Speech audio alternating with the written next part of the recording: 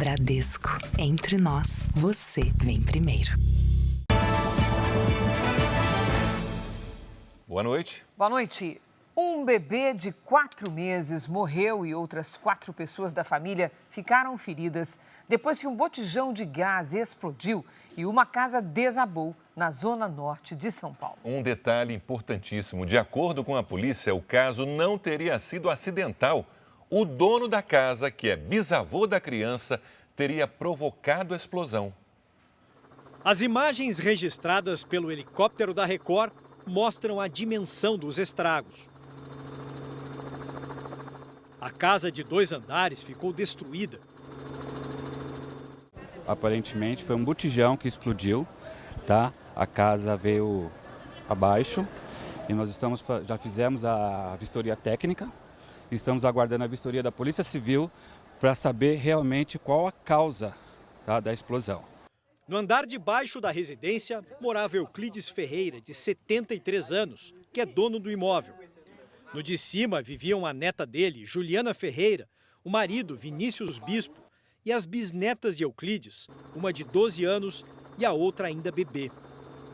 Juliana e as 2 crianças foram resgatadas e levadas para o hospital, mas Maitê, de 4 meses, não resistiu aos ferimentos e morreu.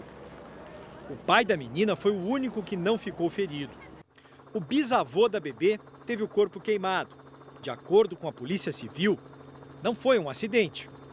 Confessou parcialmente que causou a explosão ao instalar o gás que ele comprou e esse vazou, ele perdeu o controle desse vazamento, achando que tinha escoado todo o gás, resolveu acender um fósforo para procurar um telefone celular. Não me parece muito verossímil, né? Euclides está detido no hospital.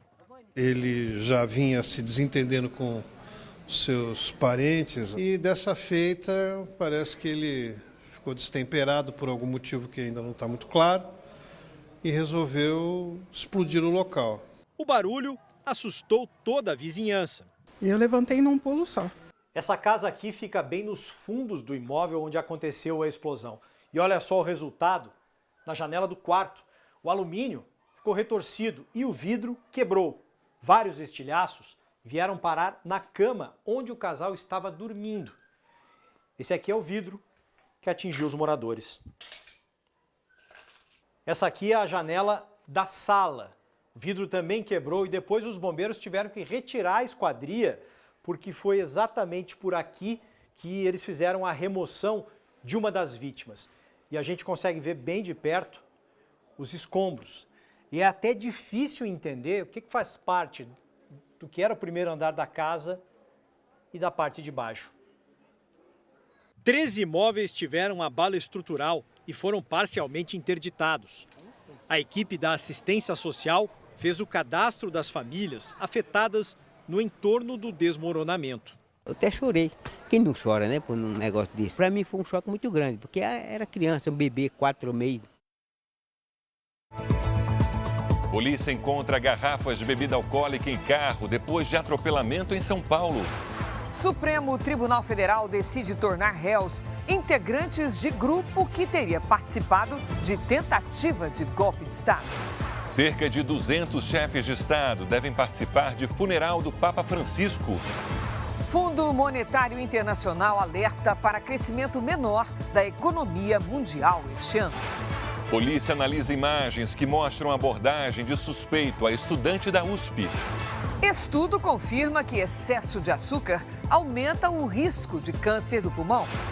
No futebol, o técnico Tite diz não ao Corinthians e clube segue em busca de novo treinador. E você vai ver quem são os jogadores estrangeiros que se destacaram nas primeiras rodadas do Campeonato Brasileiro.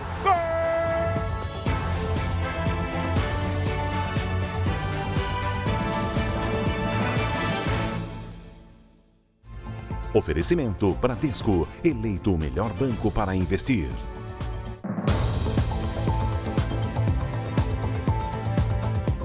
O motorista de um carro fugiu depois de atropelar e matar um homem em situação de rua na zona leste de São Paulo.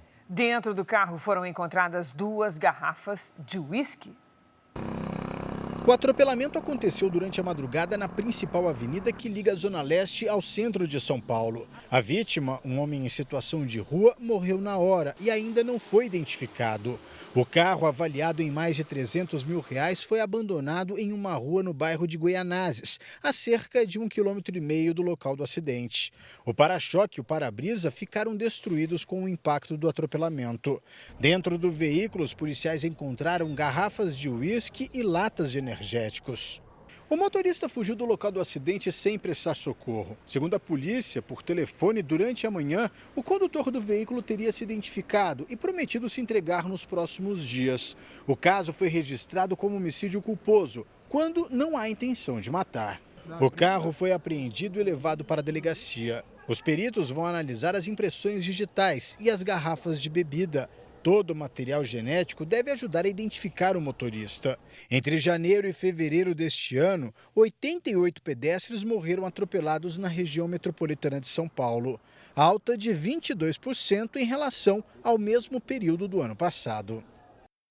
E mais de 1.000 acidentes foram registrados nas estradas federais durante o feriado. Isso representa um aumento de aproximadamente 13%.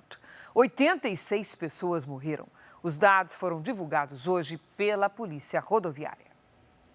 Na BR-369, em Ibiporã, no Paraná, um motoqueiro morreu quando voltava para casa depois de ser atingido por uma caminhonete. Outro carro tentou desviar, mas também se envolveu na batida. O trânsito ficou parcialmente interditado e um longo engarrafamento se formou. Na BR-316, na região metropolitana de Belém, um engavetamento entre 5 veículos deixou 4 feridos. Os motoristas, que ficaram presos no congestionamento, precisaram esperar mais de 6 horas para seguir viagem. Tudo parado. Na Bahia, uma mulher morreu e 4 pessoas ficaram feridas num acidente envolvendo 3 carros na BR-101, próxima à cidade de Teixeira de Freitas, no sul do estado. Mais de 1.700 veículos foram flagrados pelos radares móveis instalados nas estradas na Bahia. Todos estavam em alta velocidade. Andar acima do limite permitido nas rodovias foi a principal causa dos acidentes registrados nas estradas de todo o país neste feriado prolongado. 86 pessoas morreram em acidentes nas rodovias federais entre quinta e segunda-feira, 13% a mais do que o mesmo período do ano passado. Nós tivemos um alto número de pessoas que, infelizmente, insistem em ultrapassar, em locais indevidos, a falta do uso do cinto de segurança e também um alto número de recusas em realizar o teste de etilômetro. Ao todo, foram mais de 1.000 acidentes pelo Brasil. Santa Catarina, Minas Gerais e Paraná foram os estados com o maior número de registros. A polícia identificou um suspeito de participação na morte de uma estudante de pós-graduação da USP na Zona Leste de São Paulo. Uma câmera de segurança registrou imagens de quando a vítima foi abordada enquanto ia para casa. Foi a partir deste vídeo que a polícia chegou a um suspeito do crime. Ele caminha perto da estudante. Logo depois, desaparecem atrás deste muro. Em seguida, é possível ver Bruna lutando para se defender. Os registros das câmeras de segurança são da noite de domingo, do dia 13 de abril. Foi a última vez que Bruna Oliveira da Silva, de 28 anos, foi vista com vida. O corpo dela foi encontrado 4 dias depois, com marcas de violência, num estacionamento na mesma região. O homem que aparece na imagem é o suspeito de ter assassinado Bruna. Ele já foi identificado. É conhecido como Mineiro ou Cachorrão. Durante a tarde, agentes da Delegacia de Homicídios foram até uma comunidade perto do local à procura dele. O homem não foi localizado e segue foragido. A hipótese é de que Bruna decidiu ir a pé para casa, que fica a cerca de 2 quilômetros da estação Itaquera do metrô, na zona leste de São Paulo. Câmeras de segurança registraram o caminho percorrido pela estudante. Primeiro, logo na saída do terminal. Depois, um pouco mais à frente. Na última imagem, um homem aparece na avenida e aborda Bruna. O corpo da estudante foi encontrado neste estacionamento, a poucos metros dali. Eu não sabia que esse terreno tinha aberturas, que moradores usuários fizeram para poder entrar por trás e ninguém ver e eles usar lá os entorpecentes dele. A justiça tem que ser feita, sim, obviamente tem que ser feita, eu vou lutar por isso. Mas procurem colocar mais, sabe, segurança. Nossos filhos não estão seguros. Nossos filhos não estão seguros, infelizmente. Um intenso tiroteio entre traficantes e milicianos assustou moradores da zona oeste do Rio de Janeiro. Uma pessoa que estava dentro de casa ficou ferida. Até um condomínio foi invadido. Viaturas da Polícia Militar reforçaram o patrulhamento para evitar novos confrontos nas comunidades, em Curicica, na zona oeste do Rio. Nas paredes e janelas das casas ficaram as marcas de uma noite de terror para os moradores. Muito tiro, chuva de bala. Parecia que, cara, sei lá, parecia que estava no meio de uma guerra. A troca de tiros avançou pela madrugada.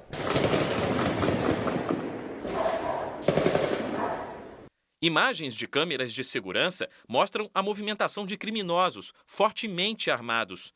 Aqui, eles param motoristas em uma rua. O veículo que está atrás tenta fugir e é alvo de disparos. Os ocupantes do primeiro carro são obrigados a descer. Brian era quem estava ao volante. O venezuelano voltava de viagem com a esposa e um casal com a filha. Eles iam levar a criança na correria. Eles iam levar. Só que a gente falou, tem criança que estava dormindo, tem criança. E a gente pegou a menina e entrou aqui na segurança. O carro foi localizado hoje na comunidade da Cidade de Deus. De acordo com testemunhas, cerca de 40 criminosos participaram da ação. O confronto teria começado quando traficantes da Cidade de Deus tentaram invadir a região, que é controlada por milicianos. Um morador que estava dentro de casa foi baleado na perna e levado para o hospital. A polícia foi acionada. Traficantes e milicianos tentaram fugir por dentro deste condomínio. Um suspeito foi preso. 2 carros usados pelos criminosos foram abandonados no local. Um deles tinha mais de 40 perfurações de bala. A gente já mudou para cá, a gente já saiu de uma área para poder ter uma vida melhor e chega aqui e acontece esse tipo de coisa. O Vaticano anunciou que o funeral do Papa Francisco será no próximo sábado. Cerca de 200 chefes de Estado devem participar da cerimônia. O Vaticano divulgou as primeiras imagens do Papa Francisco após a morte. O corpo está em uma capela no país. A partir de amanhã, ficará exposto ao público. No sábado, segue para Roma, onde será sepultado. Cerca de 200 chefes de Estado devem participar da cerimônia. Entre eles, Javier Milei, da Argentina, país onde nasceu o Papa Francisco. A primeira-ministra da Itália, Giorgia Meloni, e o presidente italiano, Sergio Mattarella, também estarão presentes. Na lista de líderes confirmados ainda estão os premiers do Reino Unido, Keir Starmer, e da Alemanha, Olaf Scholz. Os presidentes da França, Emmanuel Macron, da Ucrânia, Volodymyr Zelensky, e da Comissão Europeia, Ursula von der Leyen. Já a realeza britânica vai enviar o príncipe William no lugar do pai, rei Charles III. O presidente americano Donald Trump também confirmou que irá ao funeral. O presidente Lula deve viajar à Itália na quinta-feira. A previsão é de que na comitiva brasileira estejam os presidentes da Câmara, Hugo Mota, do Senado, Davi Alcolumbre, e do Supremo Tribunal Federal, Luiz Roberto Barroso. Francisco foi o primeiro Papa latino-americano e ficou no cargo por mais de uma década. Ele morreu ontem, aos 88 anos, por acidente vascular cerebral e insuficiência cardíaca. O chamado conclave para escolher o sucessor do Papa será realizado no mês que vem. Veja ainda hoje, Supremo torna réu grupo denunciado por planejar ações para uma suposta tentativa de golpe de Estado. E a seguir, Fundo Monetário Internacional faz alerta para crescimento menor da economia mundial. FMI prevê queda da economia mundial por causa das tarifas, mas defende que novos acordos podem recuperar o crescimento.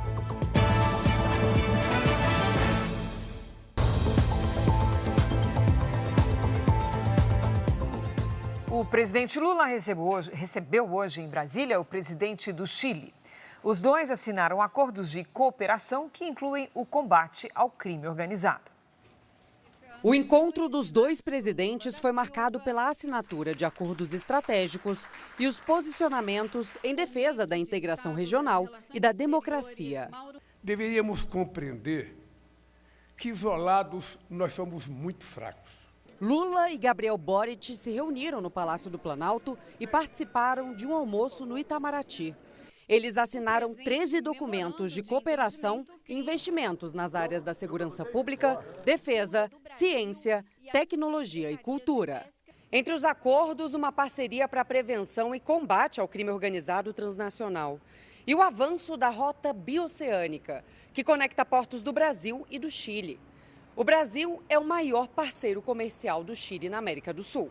Somente nos 3 primeiros meses do ano, o Brasil exportou mais de 1 bilhão e 500 milhões de dólares ao Chile e importou mais de 1 bilhão e 200 milhões. Os presidentes ainda destacaram a necessidade de união regional diante do recente tarifaço anunciado pelos Estados Unidos e das novas políticas migratórias. Nós precisamos construir instituições que dê seguridade ao exercício da democracia, independentemente de quem seja o presidente da República. E eu não quero guerra fria. Eu não quero fazer opção entre Estados Unidos ou China. Eu quero ter relações com os Estados Unidos, quero ter relação com a China. Eu quero vender e comprar, vender e comprar, vender e comprar. A história nos ha enseñado que solamente trabajando juntos podemos surgir. Que nadie puede salvarse por si solo. No início da noite, Lula participou do Fórum Empresarial Brasil-Chile, com empresários e autoridades dos dois países. Um noticiário internacional, o Egito lidera a nova fase de negociações para a retomada do cessar-fogo na faixa de Gaza. Hoje, Israel destruiu equipamentos que eram usados pelo grupo terrorista Hamas. 40 tratores, retroescavadeiras e outros equipamentos pesados foram localizados e bombardeados pelo exército israelense. Os ataques aconteceram nas regiões indicadas em vermelho, no norte e no sul da faixa de Gaza. As forças de defesa de Israel informaram que as máquinas serviam para escavar túneis e instalar explosivos. O equipamento também foi usado no ataque terrorista de 7 de outubro de 2023, quando 1.200 pessoas morreram e mais de 250 foram sequestradas. Israel anunciou hoje que conseguiu eliminar um comandante do Hezbollah e também um integrante da Jama'a Islamia, organização armada de origem libanesa, em ações realizadas no Líbano. Os dois grupos são parceiros do Hamas. Em meio à pressão militar, o Egito lidera as negociações por um cessar-fogo. Hoje, a rede britânica BBC noticiou que mediadores do Egito e do Catar apresentaram uma proposta de trégua de 5 a 7 anos com a libertação dos reféns e a retirada total das tropas da faixa de Gaza. O governo de Israel e o Hamas ainda não se manifestaram. Um vídeo divulgado pelos Estados Unidos mostra militares bombardeando os terroristas Houthis.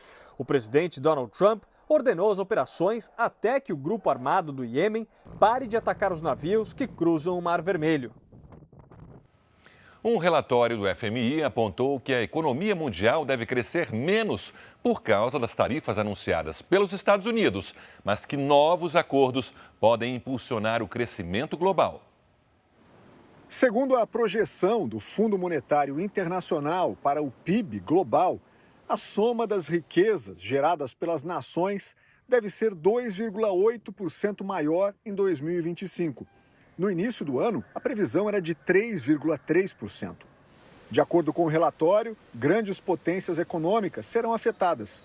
Nos Estados Unidos, a projeção para o Produto Interno Bruto recua quase 1%, de 2,7% para 1,8%. Já a economia chinesa vai crescer 4%, 0,6% a menos que o previsto antes. A China é o país mais afetado pelas recentes medidas tarifárias americanas e pode ser taxada em até 245%. No caso do Brasil, o crescimento econômico deve ser de 2%, tanto para 2025 quanto para 2026. O Ministério da Fazenda previa uma taxa de crescimento de 2,3% para este ano e de 2,5% para o ano que vem. O FMI manteve o otimismo em relação à Argentina. O país deve crescer 5,5% em 2025. O Fundo Monetário Internacional afirmou que a economia mundial parecia estabilizada, mas sofreu um choque com o plano tarifário de Donald Trump. Por outro lado, o relatório revelou que a redução nas tarifas e novos acordos podem impulsionar o crescimento global. De acordo com a Casa Branca, mais de 100 países procuraram o governo americano para negociar. Em visita à Índia, o vice-presidente americano J.D. Vance confirmou que os dois países finalizaram os termos da negociação tarifária. A secretária de imprensa da Casa Branca, Caroline Leavitt, disse hoje que o presidente Trump negocia 18 propostas de acordos comerciais e que a negociação com a China está indo muito bem. Hoje, no Salão Oval, o presidente Trump disse que não vai dificultar as negociações tarifárias com a China. Cairá substancialmente, mas não será zero, afirmou. Veja a seguir, estudo inédito revela que excesso de açúcar no organismo pode aumentar o risco de câncer de pulmão. E no futebol, Tite diz não ao Corinthians depois de sofrer crise de ansiedade e Timão continua à procura de novo técnico.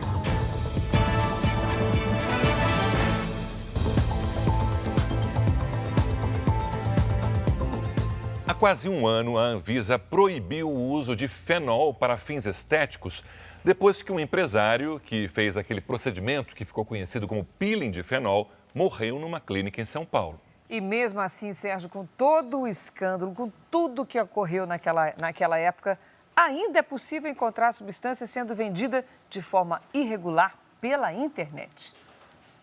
As manchas mais claras na barriga não eram o resultado esperado. A ideia era diminuir a flacidez abdominal. Eu sentia muito incômodo na minha barriga. Eu tinha muita flacidez, tinha muita estria por conta da gravidez.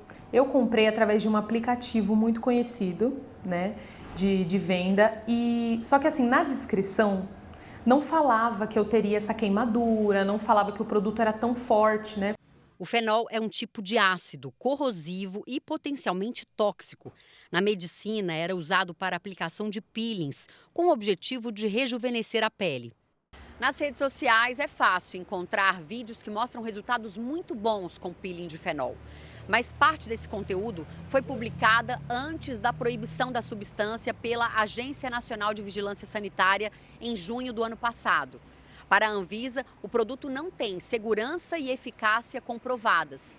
Por isso, a fabricação, a venda e o uso do fenol estão proibidos no Brasil. A decisão foi tomada depois da morte do empresário Henrique Chagas, de 27 anos. Ele havia feito um peeling de fenol numa clínica clandestina em São Paulo. Henrique teve um edema pulmonar causado pela inalação da substância. O médico do Hospital Moriá alerta para os riscos do fenol. Ele pode levar a pessoa a ter uma insuficiência renal, a ter uma lesão grave do funcionamento dos rins e, principalmente, uma lesão grave do funcionamento do coração. Mesmo com a proibição, ainda é possível comprar fenol pela internet. Vários sites anunciam a substância ilegalmente e a consequência é o uso caseiro do produto. Você pode imaginar que se já existia um risco com um produto ético, né, bem comprado, com nota fiscal direitinho, imagina agora nesse mundo clandestino, que a pessoa pode comprar o fenol sem saber a procedência. A Anvisa afirmou que trabalha para retirar os anúncios da internet e combater o uso irregular. Quem já passou pela experiência se arrepende. Hoje eu tenho uma mancha ainda, mesmo quase 3 anos depois. Eu ainda tenho essa mancha na barriga, ou seja, eu fui usar o produto para melhorar e acabei só piorando. Olha, o feriado foi marcado por afogamentos em várias regiões do país. Está aprovado, Sérgio, que quase 80% destes casos ocorrem em lagos, rios e represas. E em Goiás, uma mulher morreu depois de afundar num banco de areia. A empresária, dona de um supermercado, gostava de publicar a rotina com a família e viagens nas redes sociais. Nérica Monteiro Lote foi passar o feriado no Rio Araguaia, em Goiás. Pior dia da minha vida, eu não acredito, minha ficha não caiu que minha filha. Um irmão dela contou que Nérica caminhava na beira do rio quando afundou num banco de areia. É muito rápido, você imagina sair de 30 centímetros, se andar 1,20 m, 1,5 m, vira 5 metros de fundura. Assim, a coisa que é um passo. Ao todo, 4 pessoas morreram afogadas no feriado em Goiás. Um levantamento feito pela Sociedade Brasileira de Salvamento Aquático revela que, em média, 16 pessoas morrem afogadas por dia no Brasil. 76% dos casos acontecem em rios, lagos e represas. 2 em cada 3 mortes são registradas nos finais de semana e feriados prolongados. Em São Paulo, 5 pessoas morreram afogadas nos últimos dias. Entre as vítimas, um casal em Praia Grande, no litoral paulista. O filho, de 15 anos, foi resgatado com vida. Em Minas Gerais, Tássia de Almeida e Leone Barbosa não resistiram depois que foram surpreendidos por uma cabeça d'água em uma cachoeira em Conceição do Mato Dentro. O local foi interditado. Também foram registradas mortes por afogamento em Mato Grosso do Sul, Pará, Paraná e Rio Grande do Sul. Nós costumamos dizer que o colete salva-vidas ele é o cinto de segurança da água. Então, se você vai adentrar no meio aquático, utilize o colete salva-vidas, ele vai garantir a sua segurança, vai garantir a sua vida. O corpo do piloto de um avião de pequeno porte foi encontrado hoje no Pará, depois de 6 dias de buscas. Marcelo Muniz, de 58 anos, estava desaparecido desde 16 de abril. A aeronave decolou de uma pista em um garimpo em Oriximiná, no oeste do Pará. Ele pilotava sozinho o avião de pequeno porte para transportar alimentos. O destino era uma outra pista a 61 quilômetros de distância. A Força Aérea Brasileira informou que antes de desaparecer, o piloto teria usado um telefone por satélite para avisar que a aeronave teve problema de motor. Marcelo também enviou vídeos para a família, apontando falhas no avião. Foram 6 dias de buscas. A aeronave e o corpo do piloto foram encontrados por indígenas em uma área de mata fechada, perto de uma aldeia na fronteira entre o Brasil e a Guiana. A gente sabe que aquela região também ela é bem inóspita, bem afastada de tudo. A dificuldade de você ter pistas homologadas, pistas com infraestrutura para operar é bem grande. O feriado foi marcado por crimes violentos contra mulheres no Rio Grande do Sul. E veja que grave, o estado registrou 10 feminicídios nos últimos 5 dias. Patrícia Viviane de Azevedo, de 50 anos, foi assassinada na última sexta-feira. Segundo a polícia, o principal suspeito é o ex-namorado. Ele foi preso hoje. A técnica de enfermagem foi uma das 10 vítimas de feminicídio aqui no Rio Grande do Sul em apenas 5 dias. O crime aconteceu em Viamão, a cerca de 1,5 km de onde o suspeito foi detido. Segundo a polícia, ele estava escondido em uma mata que fica ao lado da Universidade Federal do Rio Grande do Sul. Em Pelotas, no sul do estado, Laís Malaguês Meyer, de 32 anos, foi morta quando saía do trabalho. O principal suspeito é o ex-companheiro da vítima. Ele estava escondido na casa de parentes e foi preso. Era trabalhadora, era guerreira, fazia de tudo pelas filhas, pelas pequenas. Feminicídios também foram registrados em Camaquã, Ronda Alta, Feliz, Parobé, São Gabriel, Bento Gonçalves e Santa Cruz do Sul. Segundo a polícia, nenhuma das vítimas tinha medida protetiva contra os companheiros.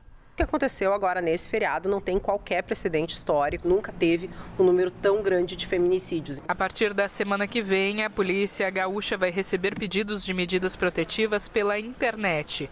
O objetivo é dar assistência às mulheres vítimas de violência para prevenir novos casos de feminicídio. Ladrões invadiram uma revenda de carros de luxo em Santa Catarina e roubaram 9 veículos. Na fuga, 2 criminosos bateram de frente com o carro de uma família. Câmeras de segurança registraram o momento em que os funcionários da empresa são rendidos por 2 assaltantes. Do lado de fora, a movimentação é intensa.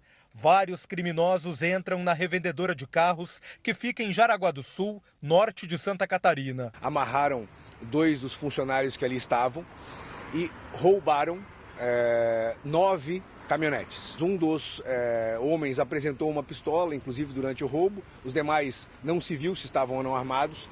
iniciaram a fuga. Durante a fuga, um dos carros foi interceptado pela Polícia Rodoviária Federal na BR-101. A gente entrou em acompanhamento tático. Pedimos parada algumas vezes, eles não pararam. O carro com os criminosos bateu de frente com um veículo onde estava uma família. O motorista foi socorrido em estado gravíssimo. Outras 3 pessoas tiveram ferimentos leves e foram levadas a hospitais da região. Os 2 assaltantes foram presos em flagrante.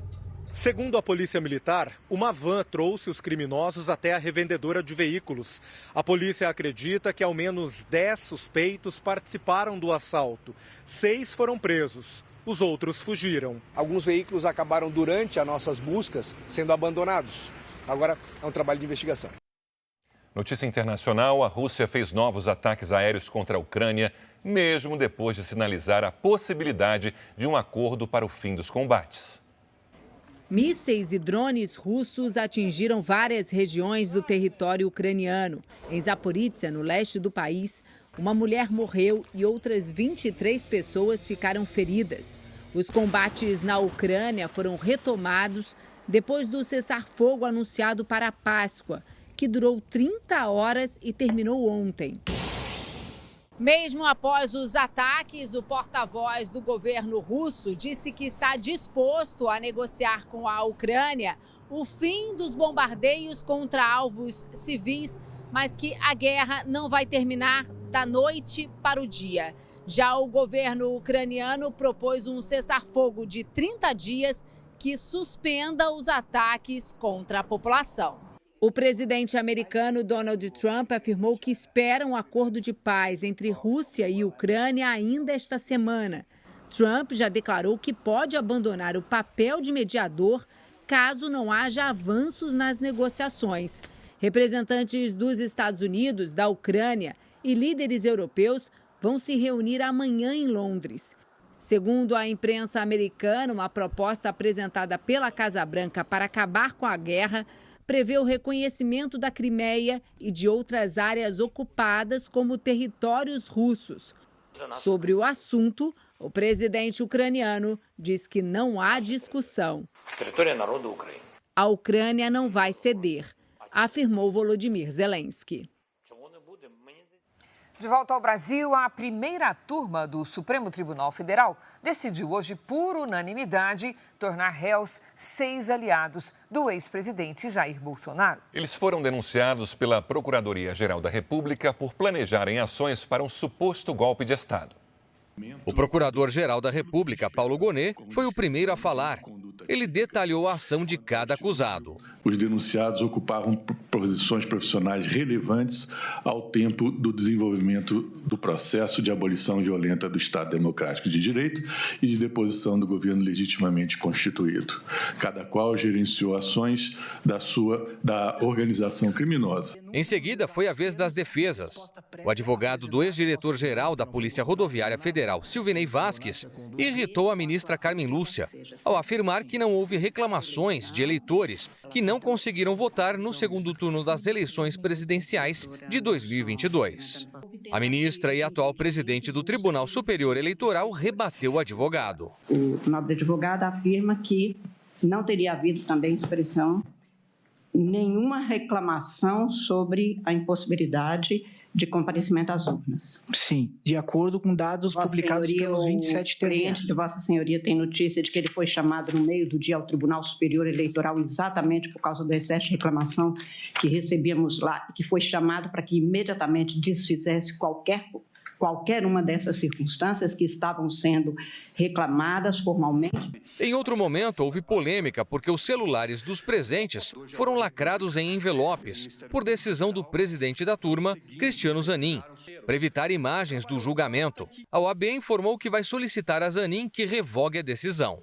A sessão da tarde começou com o voto de Alexandre de Moraes, que é relator do caso. O ministro criticou a afirmação de que seria ao mesmo tempo relator, juiz e vítima. A denúncia aqui não se refere à tentativa de homicídio.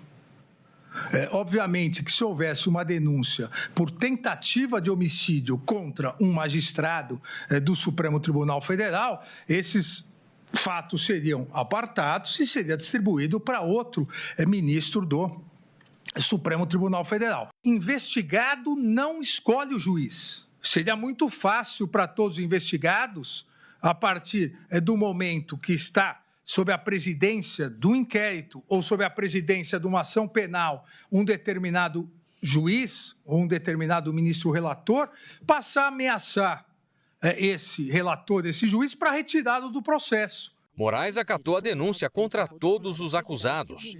O relator foi seguido pelos demais ministros da turma: Flávio Dino, Luiz Fux, Carmen Lúcia e Cristiano Zanin. Com isso, passam a responder à ação penal Silvinei Vasques, ex-diretor-geral da Polícia Rodoviária Federal, Fernando de Souza Oliveira, delegado da Polícia Federal e ex-secretário executivo da Secretaria de Segurança Pública do Distrito Federal, Marcelo Costa Câmara, coronel do Exército da Reserva e ex-assessor do ex-presidente Jair Bolsonaro. Felipe Garcia Martins Pereira, ex-assessor especial de assuntos internacionais. Marília Ferreira de Alencar, ex-diretora de inteligência do Ministério da Justiça. E Mário Fernandes, general da Reserva e ex-número 2 da Secretaria-Geral da Presidência. O grupo é acusado dos crimes de abolição violenta do Estado Democrático de Direito, golpe de Estado, organização criminosa, dano qualificado e deterioração de patrimônio tombado. O próximo passo é a abertura da chamada fase de instrução processual, quando são colhidas outras provas e depoimentos de testemunhas e acusados. Em seguida, haverá um novo julgamento para decidir se os envolvidos devem ser considerados culpados ou inocentes. As defesas negaram participação dos réus na tentativa de golpe de Estado. Eu entendo que algumas ações que têm sido praticadas pelo Supremo Tribunal Federal, especialmente pelo ministro Alexandre Moraes, ela ultrapassa o limite do direito. Ela ultrapassa a lei, analisar a lei de abuso de autoridade, ultrapassa. Mas nós não podemos fazer nada, porque aqui é a última instância. Está sendo julgado no endereço errado. O deputado Pedro Lucas e União Brasil recusaram o convite do Palácio Planalto para o Ministério das Comunicações. O partido disse que vai indicar outro nome para a vaga. A desistência de Pedro Lucas, líder do União Brasil na Câmara dos Deputados, foi confirmada depois de uma reunião entre ele, o presidente do partido, Antônio Rueda, e o presidente do Senado, Davi Alcolumbre. O parlamentar recusou o cargo no governo 12 dias após o nome dele ter sido anunciado pela ministra Gleisi Hoffmann. Ele havia sido indicado ao cargo, que ficou vago no Ministério das Comunicações, após a demissão de Juscelino Filho, que foi denunciado pela Procuradoria-Geral da República por suposto desvio de recursos públicos. A bancada do União Brasil aqui na Câmara dos Deputados se divide em duas alas. Uma apoia o governo do presidente Lula e a outra é de oposição. Os oposicionistas não concordaram que a liderança do partido ficasse com o Juscelino Filho, que reassumiu o mandato. Diante do impasse, Pedro Lucas recusou o ministério, por temer que a função de líder ficasse com a ala oposicionista do partido. O União Brasil vai indicar um novo nome para a avaliação do presidente Lula. Agora o governo vai precisar definir se o ministério vai continuar com o partido. Outras legendas da base aliada querem a vaga. Hoje, São Paulo teve a segunda manhã mais fria do ano, com 15,4 graus. Hora de conversar com a Lidiane Sayuri para saber se tem mais recordes para amanhã. Oi, Lid, boa noite. Como é que vai ser? Olha, podemos ter novos recordes sim, viu, Cris? Boa noite para você. Sérgio, boa noite. E boa noite para você de casa. Amanhã, os ventos frios continuam em direção a São Paulo, o que mantém o amanhecer gelado. Na capital paulista, a quarta-feira começa com apenas 14 graus. À tarde, os termômetros não passam dos 26. A partir de quinta, volta a chover e tem risco de temporais com ventanias. O volume de água pode provocar alagamentos e quedas de árvores. Fiquem atentos aos alertas. Hoje, municípios do Pará registraram metade da quantidade de chuva esperada para todo o mês de abril. Neste momento, chove nos pontos avermelhados das imagens de satélite. Amanhã, a frente fria continua na altura da Bahia, formando temporais sobre todo o estado, com as nuvens mais carregadas na capital. Entre o litoral do Amapá, Maranhão e Rio Grande do Norte, chove em vários momentos do dia. Na região centro-oeste, tempo abafado e com pancadas à tarde. No giro de temperaturas, faz até 26 graus em Porto Alegre, 29 no Rio de Janeiro, 31 em Goiânia, 27 em São Luís e até 30 em Manaus. Tempo Delivery. O Altair é de Buritis, Rondônia. Seja bem-vindo, Altair. Pouca coisa muda nos próximos dias. O sol aparece entre nuvens, chove fraco entre manhã e tarde e esquenta até os 31 graus. Na sexta, a chuva pode vir com trovoadas, mas sem alertas.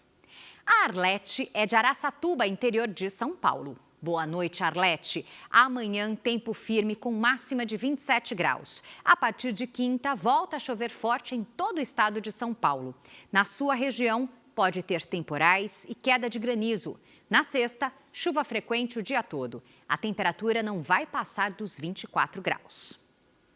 A gente espera a sua participação. Poste seu pedido nas redes sociais com o nome de uma cidade e a hashtag você no JR. Cris, Sérgio.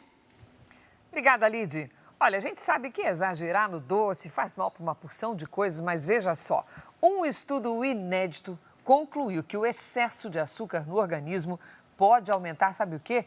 O risco de câncer de pulmão. Açúcar, mais uma vez, como vilão. De acordo com os cientistas, uma molécula que armazena glicose no nosso corpo pode acelerar a formação de tumores no pulmão. O câncer de pulmão geralmente é associado ao tabagismo ou à poluição do ar. Hábitos e condições que comprovadamente contribuem para o desenvolvimento de tumores. Mas agora, a doença tem mais um vilão: o açúcar. O estudo inédito revelou a existência de grandes quantidades de glicose em amostras na parede de um pulmão com câncer. O tipo de tumor analisado foi o adenocarcinoma, que representa 40% dos casos mundiais. O trabalho feito por pesquisadores da Universidade da Flórida é um dos primeiros a buscar uma relação entre o açúcar e o desenvolvimento de tumores no pulmão. Os cientistas descobriram que a molécula que armazena o açúcar pode atuar como um acelerador do crescimento de células cancerígenas no órgão. Esse biólogo molecular que participou das pesquisas explica que as análises começaram há cerca de 7 anos e só foi possível chegar no resultado por meio de uma nova tecnologia, capaz de examinar o tecido dos pulmões em imagens. Essa ferramenta é como um microscópio, mas que permite enxergarmos detalhes que antes não eram vistos.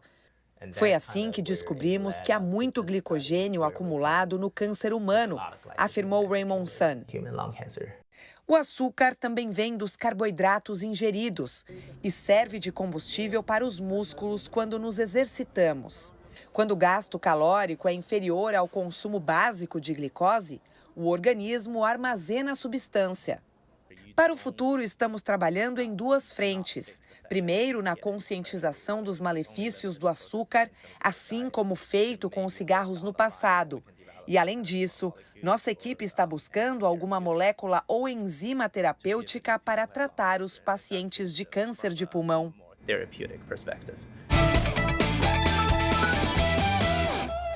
O Corinthians queria apresentar Tite como o novo técnico da equipe nesta terça-feira. Queria. Só que não. Esse foi o terceiro não que o ex-técnico da seleção deu ao Corinthians. Vamos conversar sobre esse assunto com o Bruno Lohans, que é quem entende do tema. Bruno, boa noite. Parece que a questão dessa vez foi de saúde. Pois é, Cris. Boa noite a você, boa noite, Sérgio, boa noite para quem acompanha o JR.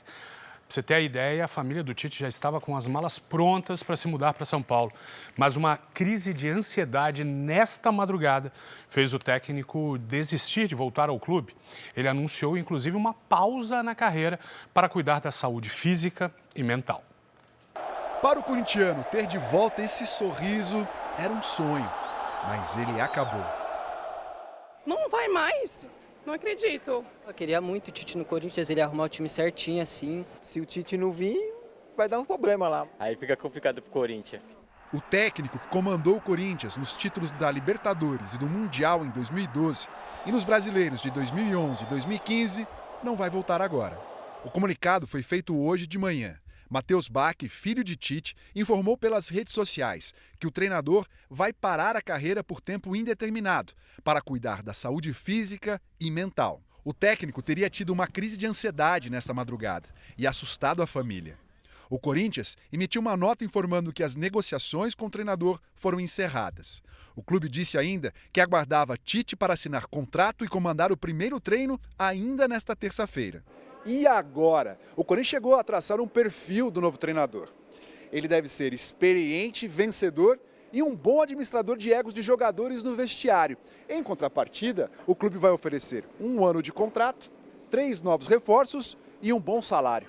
E mesmo assim, tá difícil de encontrar alguém para preencher a vaga.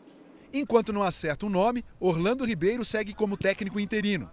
Com o não de Tite, o Corinthians voltou à estaca zero. A lista de candidatos tem Dorival Júnior, Fernando Diniz e o português Luiz Castro, todos desempregados. O foco então volta a ser o Dorival Júnior, que era o plano A. O Fabinho Soldado, executivo do Corinthians, já está em Florianópolis, deve fechar com o Dorival, oferecendo mais dinheiro, mais prazo de trabalho como o Dorival queria.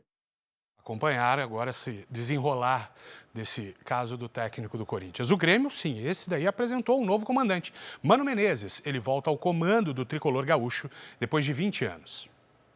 Mano assinou contrato até o fim deste ano. No Grêmio, conquistou o título da Série B em 2005, 2 vezes o Campeonato Gaúcho e o vice-campeonato da Libertadores em 2007. O orgulho de estar de volta a essa casa, depois de 20 anos.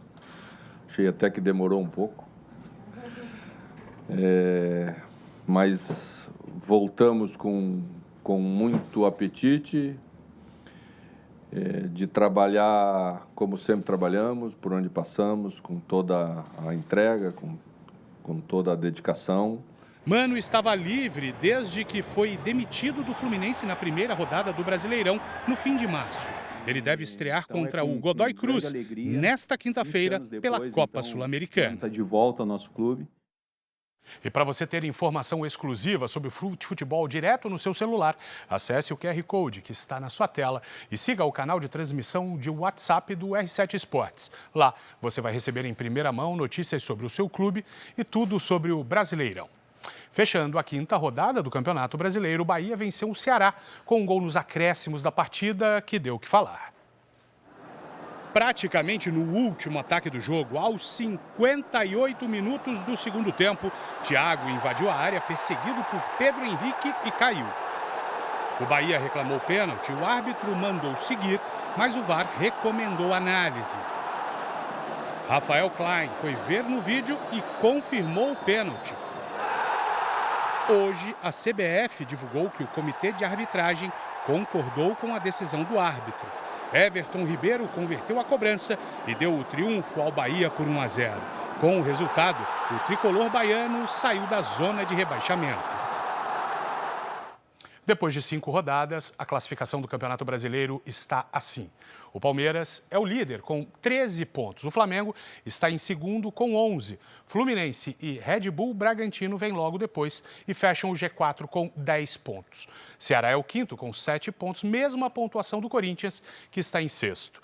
Já na zona de rebaixamento estão Atlético Mineiro com 5 pontos, Santos e Grêmio com 4 e o Sport, o único time que ainda não venceu no Brasileirão, com apenas 1 ponto conquistado em último lugar. O Campeonato Brasileiro virou um verdadeiro paraíso para os jogadores estrangeiros e, Bruno, a cada ano a participação deles aumenta. Aumenta e eles se tornam ainda mais protagonistas, né? Os estrangeiros invadiram de vez o futebol brasileiro e o número de gols que marcaram nestas primeiras rodadas do Brasileirão mostra isso. No Campeonato Brasileiro, as nacionalidades são muitas. Tem argentinos, uruguaios, colombianos, tem até dinamarquês e holandês. Os gols também estão cada vez mais diversificados, ou melhor, internacionais. Dos 117 gols marcados nas 5 primeiras rodadas do Brasileirão, 41 foram de jogadores estrangeiros, o que representa 35%. É o maior número registrado nos últimos 5 anos da competição. 2 estrangeiros disputam a artilharia do Brasileirão. O uruguaio Arrascaeta, do Flamengo, e o argentino Verratti, do Vasco, estão empatados com 4 gols. O holandês Memphis Depay, do Corinthians, aparece na sequência. Ele balançou as redes 3 vezes. eu gosto muito desse movimento dos estrangeiros aqui, porque fortalece o nosso futebol, tecnicamente a gente ganha bastante e a qualidade do espetáculo também está sendo boa. O Palmeiras, líder do campeonato, tem 7 gols no Brasileirão, todos marcados por gringos. Contra o Fortaleza, 7 estrangeiros foram titulares no Verdão. Para o técnico Abel Ferreira, tudo isso tem explicação. Viram quanto nós temos que pagar para ir buscar jogadores ao mercado interno? Não tem como. Nós é bem possível querer buscar jogadores, dar oportunidade aos jogadores do mercado interno, mas é difícil contratar jogadores no Brasil, são muito caros. Agora, o regulamento diz que são 9 estrangeiros, nós jogamos com o regulamento. No domingo, o Vasco do artilheiro Verratti viaja para Minas Gerais para enfrentar o Cruzeiro. Esse jogaço você vai ver na Record, no R7 e no Play Plus, a partir das 6 da tarde. Cris, Sérgio. Valeu, Bruno. O Jornal da Record termina aqui e à 00:30 tem mais JR. Você pode conferir a edição de hoje na íntegra, além da nossa versão em podcast no Play Plus e em todas as nossas plataformas digitais. E lembre-se, a programação da Record está disponível ao vivo e de graça no Play Plus. Fique agora com o capítulo especial da novela Força de Mulher. A saúde de Bahar volta a ser motivo de preocupação. E logo depois tem Reis e tem Até Onde Ela Vai. É imperdível? Ótima noite para você. Boa noite, até amanhã.